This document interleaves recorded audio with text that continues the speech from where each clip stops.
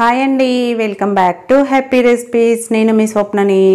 ఈరోజు మీకు ఒక హెల్తీ బ్రేక్ఫాస్ట్ చూపిస్తున్నానండి. ఇంతవరకు ఎవరు చూపించని హెల్తీ బ్రేక్ఫాస్ట్. మనము గూడాలు అంటే శనగలతో బెబ్బర్లతో అలా చేసుకుంటాం కదా, పెసర్లతో కూడా. నేను ఇక్కడ జొన్నలతో చూపిస్తున్నాను. జొన్నలతో ఎవరు ఇంతవరకు చూపించలేరు కదా. జొన్నలతో హెల్తీగా ఇలా చేసుకున్నారనుకోండి, మార్నింగ్ బ్రేక్ఫాస్ట్గా కానీ ఈవినింగ్ స్నాక్స్ లాగా కానీ తినడానికి చాలా బాగుంటుంది. హెల్త్కి కూడా మంచిది. లేట్ చేయకుండా వీడియోలోకి వెళ్ళి చూసేయండి. మరి ముందుగా ఒక గిన్నె తీసుకొని దాంట్లోకి ఒక కప్పు జొన్నలు తీసుకుంటున్నాను.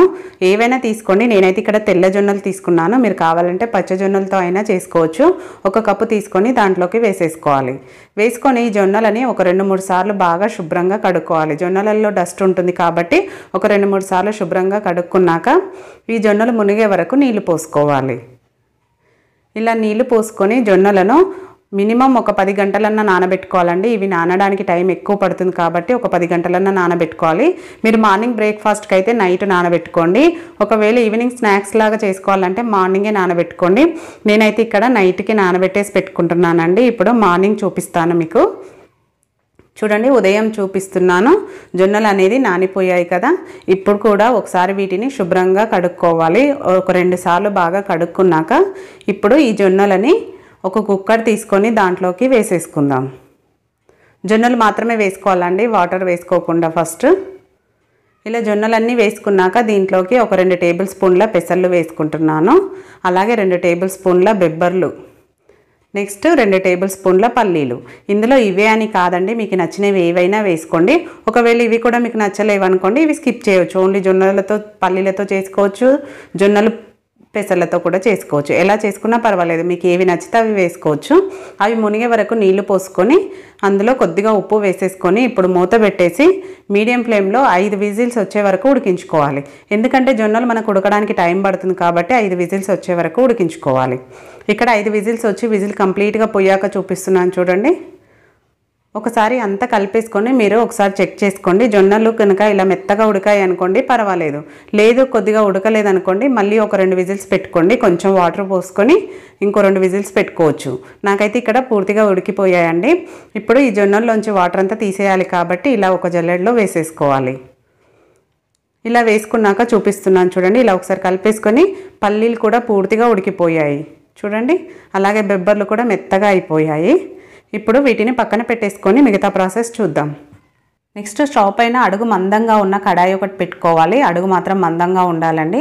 దాంట్లోకి ఒక టేబుల్ స్పూన్ నూనె వేసుకుంటున్నాను. మీరు కావాలంటే నెయ్యితో అయినా చేసుకోవచ్చు, నూనె ప్లేస్లో నెయ్యి వేసుకోవచ్చు. ఇప్పుడు పోపు దినుసులు జీలకర్ర ఆవాలు వేసుకున్నాను. అలాగే ఒక టీ స్పూన్ శనగపప్పు, ఒక టీ స్పూన్ మినపప్పు వేసుకొని ఇవి కొంచెం లైట్గా ఫ్రై కావాలి. అంటే లైట్గా కలర్ చేంజ్ అవుతే సరిపోతుంది. ఇలా కొంచెం ఫ్రై అయ్యాక దీంట్లోకి ఒక ఎండుమిరపకాయను ఇలా తుంచుకొని వేసుకోవాలి. ఇది కూడా జస్ట్ ఇలా ఫ్రై అయితే సరిపోతుందండి. ఇలా కొంచెం ఫ్రై అయ్యాక నెక్స్ట్ దీంట్లోకి వెల్లుల్లిని ఇలా సన్నగా కట్ చేసి వేసుకుంటున్నాను. మీరు కావాలంటే అల్లం కూడా వేసుకోవచ్చు అండి. నేను ఇక్కడ అల్లం వేయట్లేదు, ఓన్లీ వెల్లుల్లి వేసుకున్నాను. అలాగే కొద్దిగా పచ్చిమిర్చి కూడా సన్నగా కట్ చేసి వేసుకున్నాను. ఇలా వేసుకొని ఇదంతా కలిసేలాగా బాగా కలుపుకోవాలి. ఆయిల్లో ఫ్రై అయ్యాక ఇవి కొంచెం నెక్స్ట్ ఒక ఉల్లిపాయను ఇలా పొడుగ్గా కట్ చేసుకున్నాను. కొద్దిగా కరివేపాకు. ఉల్లిపాయ మీకు ఎక్కువ కావాలి అంటే ఎక్కువ వేసుకోవచ్చు అండి. నేనైతే ఒకటి మాత్రమే కట్ చేసి వేసుకున్నాను. ఉల్లిపాయ మరీ మెత్తగా వేగన అవసరం లేదు, లైట్గా కుక్ అయితే సరిపోతుంది. చూడండి, ఇలా వీడియోలో చూపిస్తున్నట్టు ఈ విధంగా ఫ్రై అయితే సరిపోతుంది. ఇప్పుడు దీంట్లోకి కొద్దిగా ఇంగువ వేసుకోవాలి. ఇంగువ టేస్ట్ బాగుంటుంది, అలాగే డైజెషన్ కూడా మంచిది. కొద్దిగా పసుపు వేస్తున్నాను, జస్ట్ కలర్ కోసం మాత్రమే వేస్తున్నాను అండి. మీకు ఇష్టమైతే వేసుకోండి, లేకపోతే స్కిప్ చేయొచ్చు. అలాగే ఒక పావు కప్ అంతా క్యారెట్ తురుము వేసుకుంటున్నాను. క్యారెట్ తురుము ప్లేస్లో మీరు కొబ్బరి అయినా వేసుకోవచ్చు, బీట్రూట్ అయినా వేసుకోవచ్చు, ఏది ఉంటే అది వేసుకోవచ్చు. నేనైతే క్యారెట్ వేసుకొని క్యారెట్ని కూడా ఇలా ఒక 2 నిమిషాల పాటు ఫ్రై చేసుకుంటున్నాను. మీరు క్యారెట్ ఈ ప్లేస్లో కాకుండా లాస్ట్లో కూడా వేసుకోవచ్చు అండి. నేను ఇక్కడ ఆయిల్లో ఫ్రై చేసుకోవడం కోసం ఇప్పుడు ఇలా వేసుకుంటున్నాను. మీరు మామూలుగా పచ్చిగానే తినగలిగితే లాస్ట్లో కూడా వేసుకోవచ్చు.